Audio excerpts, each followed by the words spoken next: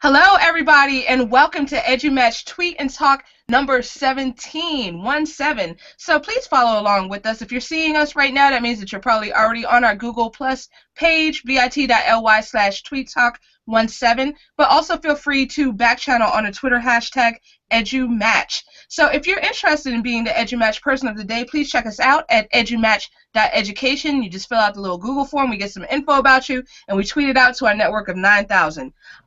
So today we are going to be talking about the Ednado wrap-up. Ednado was this fantastic conference that all of us have attended yesterday. It was just amazing. So here we have a panel of fantastic presenters who were at the Ednado conference yesterday. So we're just going to go ahead and do some panel introductions. So we'll start with Sandy, and if you could just please tell us your name, your role, and a little bit about yourself. I'm Sandra Paul. I am the Chief Technical Officer for several public schools in New Jersey. I've been in ed tech for 22 years. Started out as a computer science teacher. Got tired of waiting for the technician to come around. Slowly started developing my own network and doing my own stuff. So for the past, I would say 18 years, I did both the instructional technology and the infrastructure.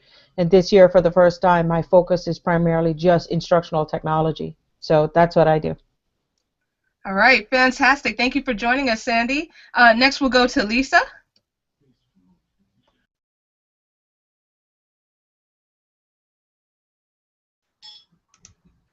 Hi, my name is Lisa Mims, and I'm a fourth grade teacher in Colonial School District. I'm passionate about using ed tech in my classroom.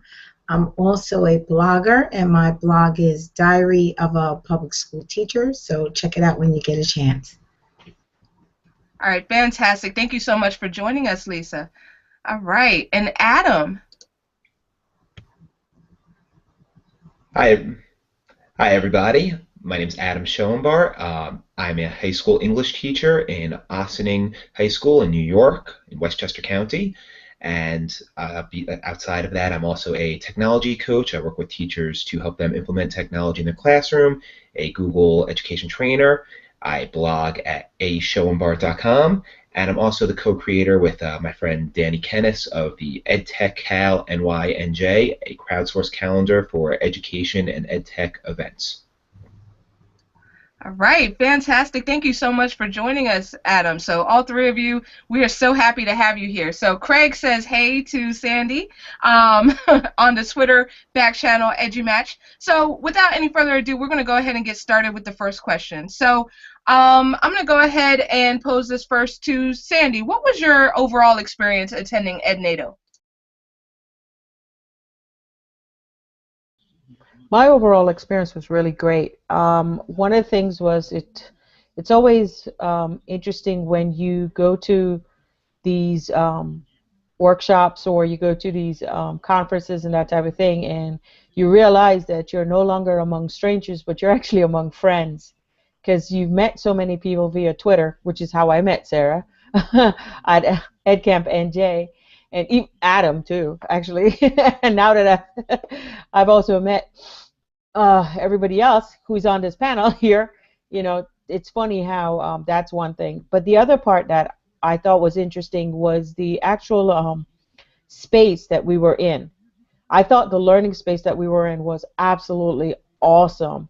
And I thought it was really great to be in a learning space that got you out of the mode of thinking the regular rows of classrooms and the regular way that a classroom, the teacher being at the front of the class, standing in front of a podium or whatever.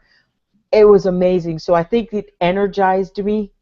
So the learning space kind of energized me. Besides you guys being there, it energized me to be a part of the entire process. Fantastic, and that space was definitely something. So we're going to be coming back to that for sure, By the way, Craig shouting out Adam as well. So Adam, we're going to go to you next. What was your experience at Ednado?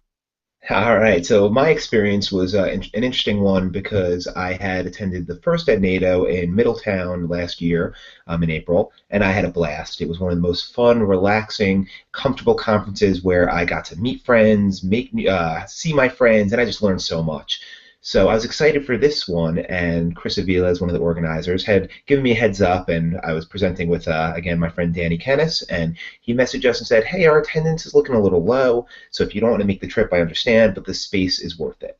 And we said, all right, we trust you, Chris. We're in, and don't regret it for a second.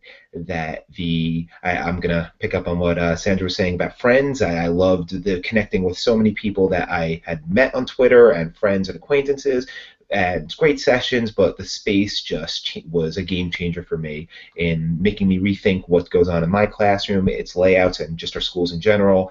And it was just a lot of fun and a really thought-provoking conference all around. Absolutely, absolutely. And shout out to Christian and Valerie who are also joining us on the EduMatch hashtag. So we're going to kick it over next to Lisa. What was your overall experience at Ednado? One thing that I have in common is I met Sarah for the first time. I met Regina for the first time in real life. And my friend Karen, who's also one of the people who facilitated it, we hadn't seen each other in years and had met on Twitter. In terms of being a presenter, I just love the feedback that I got from everyone that was there. Regina and I were talking, and we said there weren't a lot of people there, but the atmosphere was so great. I mean, everyone there was so appreciative of what we had to offer. So it was fantastic. Absolutely, absolutely. It was all about the quality of the conference, and the quality was just top notch. So absolutely, and that was thanks to so many great presenters like yourselves and the organizing team. So huge shout out to them as well. So a lot of you were talking about the space. So tell us a little bit more about the space. How can we? Well, first of all, what was the space like at the Corbett Experience Center? So whoever wants to go ahead and jump on that question, and then go for it. I'll go. The space reminded me a lot of what I've been doing in my classroom the last couple of years, where I have desks in my classroom, but I no longer force my students to sit there. This year I went out shopping with some grant money and got those slouch chairs, carpet squares, a big rug, and that design space reminded me of my motto with my kids: sit where you want as long as you're doing your work. And the furniture that was in that room and that space, they would love it. They would just be able to branch out, do what they had to do, but be comfortable doing it. Absolutely. It was definitely beautiful, and it was definitely innovative. So we're going to bounce next to Adam. All right, first of all, Lisa, let me just say that sounds very, very cool. I would love to do more like that. My classroom right now is your traditional desks, the desktop built into the chair, all in one unit. They're big, they're clunky, I hate them, but we make do with them. And I'm a teacher too, who my kids, I say, go work where you want to work. You want to sit on the floor, the counters, I don't care. And the Corbett Center, they sell furniture for classrooms, but it's also innovative and interesting and effective. And I loved how every room and every session had a different setup, from the traditional quote-unquote classroom to the rolling, moving desks to a circular table where all the pieces came apart to separate desks, couches, and just everything was comfortable and made me think about what I would want and how I would use space differently and what I could maybe do in my classroom. It was so cool to see all those pieces and ideas for education that you don't normally see in classrooms. Absolutely, absolutely. So Sandy, what were your thoughts on the space? I thought the space was really great. One of the things that happened, especially because I also did infrastructure for all these years, I also used to buy all the computer furniture. So, all the furniture that was bought for the classrooms, the teacher's desk, all that type of thing. One of the things that I thought was interesting is how they were able to manipulate the desk in a way that even though you had to put power in the middle of the desk so the kids could get access to power up their devices or whatever things, still it was mobile. I love the idea that so much of it was on wheels rather than a stationary item. I thought that was a fantastic idea. And one of the things that I also thought was the whole aspects of the colors, because that's one of the things that I think that's really important in a classroom. We have a tendency of constantly using certain color desks and certain things, and not unfortunately, I love the color orange. So because of that, seeing the oranges and the pinks and the bright yellows and everything else, it's almost like high school desks, but using a kindergarten concept of what happens in a kindergarten with color, teaching colors and that type of thing. So it was really neat. I really enjoyed it. Absolutely, and all of that definitely comes into play when we talk about ways to best meet the needs of our students. So Craig just dropped classroomcribs.com on the EduMatch hashtag as a resource to definitely check out. So I'm going to bounce next to Lisa, who wants to talk a little bit about a project that she's doing. Getting that kind of furniture for my students is something I'm interested in doing this year. So I put out a grant on Donors Choose because they're a go-to for me. I don't have that much money. My school doesn't have that much money. So I put out a grant to get 3 wiggle chairs where the kids could sit on these chairs and just bounce around. Those of my students that are really fidgety. But that's just part of the classroom design I'm trying to change. I had a grant. I bought a standing desk, which was really expensive. But with the grant money, I was able to do that. So that's something to think about. If your school doesn't really have any money, Donors Choose is an option, and there's tons of grants out there right now. Absolutely. The money is there. We have to just go get it for our students. So absolutely. So huge shout out to Robin and Susie who have just joined us on the EduMatch hashtag. So now I'm going to turn it over to Adam for thoughts. So once again, I'll go back to Lisa, very cool, and I left there texting one of my friends at work all day saying we need to find this furniture, we need to write a grant, do a Donors Choose, do something, because I just think of the possibilities of what could change in classrooms with the change of that kind of space. One of the specific things that I really love that I think is easy on a budget, that most of the walls and a lot of the surfaces at the Corbett Center were made of whiteboard or painted with whiteboard paint, so that they wrote everywhere. So that what was cool for us is they put so much time and care into preparing for us coming for an education conference. There were all kinds of education statistics all over, and we were able to just like sign our names, write our Twitter handles, promote our sessions, and it was just added a lot of fun and innovation to it that every surface all of a sudden becomes a surface where we could write and share and create, and that's such an easy thing to do. So that's one of my plans for my classroom, hopefully this year. Absolutely. That whiteboard space was definitely something. So Lisa wanted to add to that, so go ahead, Lisa. And it's funny that he said that because this year I bought dry erase paint, and my principal allowed me to paint our kidney table, and it is the coolest thing that I've ever done in my classroom, and the kids love it. We write on it for vocabulary, solving math problems. I mean, something as simple as a can of dry erase paint from Home Depot just changed my classroom. Absolutely. So that's a great point about how these things don't have to cost necessarily a lot of money. We can just be creative, think outside the box, and figure out ways to do this. So Sandy. Yeah. Hold on a second. One of the things, talking about the paint, because it's funny you brought that up, Lisa, because that's exactly what happened to us. We had an innovative principal that painted, I would almost say, any surface that he could think of in his building, so that the kids could write anywhere, right? I mean, there's an entire hallway of paint. And so the kids, rather than you put up the artwork or the schoolwork of the kids wrote directly on the actual wall in the hallway. So as you walk down, you see their actual work. I mean, you see problems being worked out, stuff like that, math problems. It's not a piece of paper stuck to the wall. So that was a great thing. But as you were saying about the table, that was one of the things he did. And I said to him, I was like, why would you paint the kidney table? And he was like, wait and see. And sure enough, like the following year when the kids came in September, it's like they couldn't get, everybody loves that one table, by the way.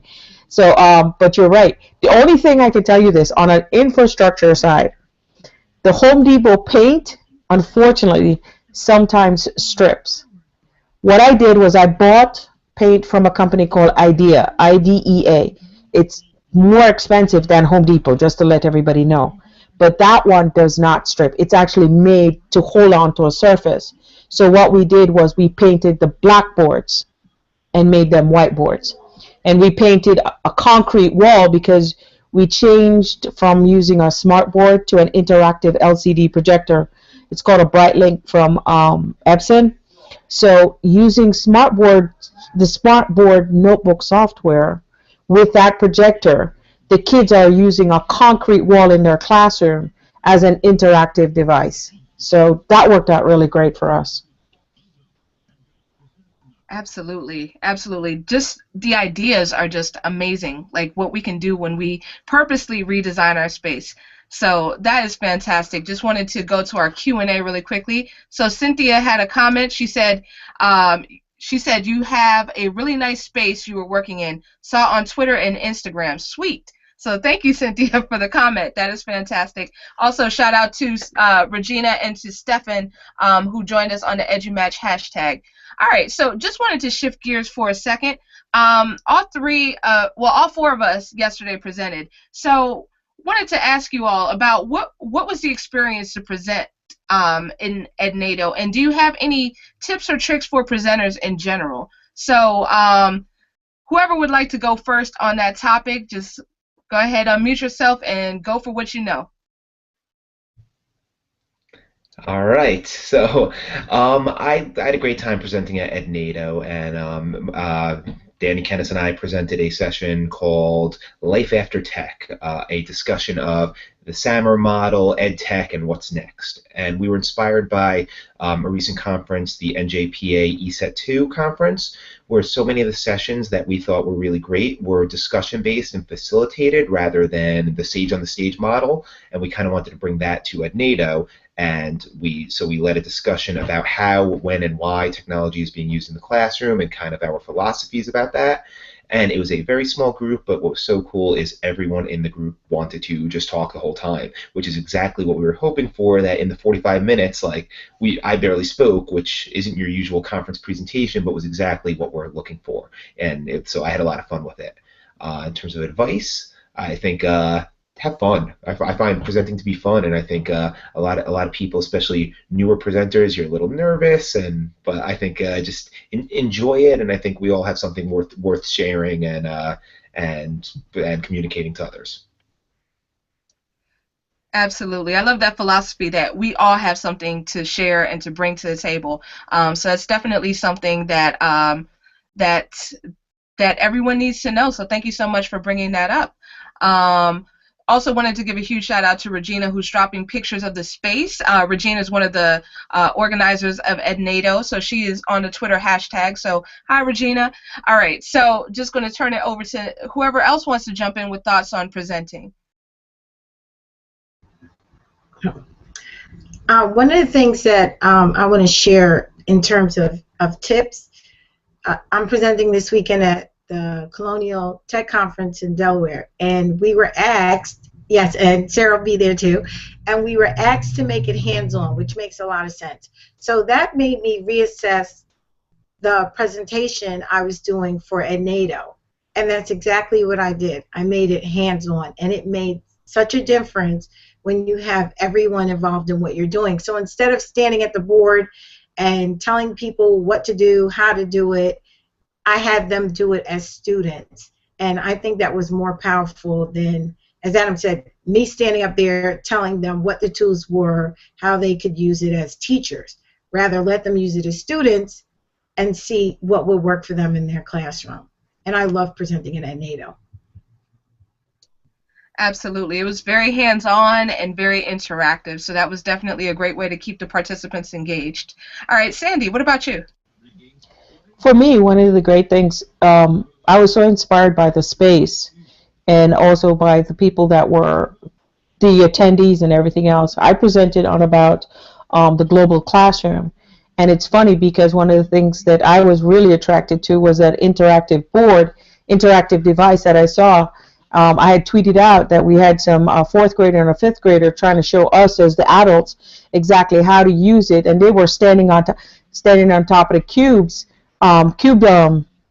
type chairs, and it was interesting because what happens is that those things weren't standing in front of the device. The kids went and got them, put them in front of the device so they could stand up on top of it in order to be able to reach to do what they wanted to do on it. And I thought that was really cool because to be in a space that actually I hate to say it sounds like the blood start flowing through your head and the ideas just come and everything else. I think really worked, and it was also part of the attendees being there because I mean it was interesting because when I presented about being in a global classroom and everything else, many people responded. They knew what I was talking about. They understand where I was going with it. So I think it was a great experience to present at Ednado. And then the other thing I think was that the type of people that attended, the attendees, I think, were also extremely inspiring also for me. Yes, absolutely. It was just such a great feel.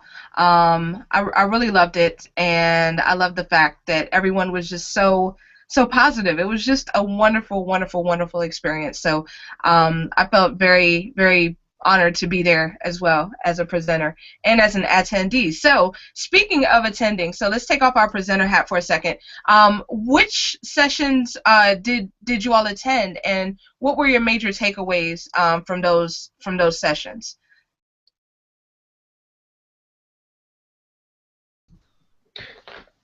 I attended EduMatch, and that was Sarah, and I took away the whole concept of teachers collaborating, because that's what EduMatch is about. And as Sarah said, it's not about teachers dating, it's about getting teachers together to collaborate. And there's nothing like an educator's PLN. I mean, that's where I get all these wonderful ideas. So I thought EduMatch, the presentation was amazing. And I went to Chris Avile's about Google. I forgot exactly the name of it. I think it was Amazing Gaff. But I learned so many things about Google that I did not know, which is perfect for me because we use Chromebooks in my classroom. So both presentations. Oh, and one more, Wendy Morales, she did Genius Hour, which I've tried to do, but at least she gave me a better guide of how I can use it in my classroom. Absolutely, absolutely. Those were some great sessions. Like my mind was like, because we went to many of the similar sessions. Great. So I'm just going to hit the Q&A really quickly. We had 2 comments roll in. One from Cynthia saying involvement is the key. Regina, you are awesome. And another comment coming in from Valerie saying that active learning is so necessary and teachers need to be trained in this area during PD sessions. So kind of piggybacking on what all of you were saying in here. So that is fantastic. So now I'm going to go to Adam. Adam, what were your thoughts? So outside of my presentation, I attended Steve Isaacs, who presented on passion-based learning and shared his story and what he does in his classroom and game-based design, and that was very cool. I saw bits and pieces of other presentations. I saw Chris's, which is always engaging, the amazing GAF one. But for me, what was so great is that Ednado has such a relaxed atmosphere that you can come and go as you please, that it's not your traditional PD where you're in a session and you need to stay there the whole time. But my favorite part was bouncing around. I must have seen 10 minutes of a dozen different sessions, which may not be the best way to do it, but it works great for me because I got to connect with so many of my friends, and then I would hear a great line, then leave and turn to my friends about what I just heard and brainstorm and kind of use that space to go process and think about what I would do differently in my teaching. So I feel like the whole package for me was what really made it so valuable. Right, absolutely. Definitely agree with that. And just a comment from the Twitter coming in from Robin, who was there in attendance yesterday. She's shouting out MK Agnew with the session about flipping co-taught classes. And she said that they give great examples for how learning supports students. So going next to Sandy, what were your big takeaways from Ednado?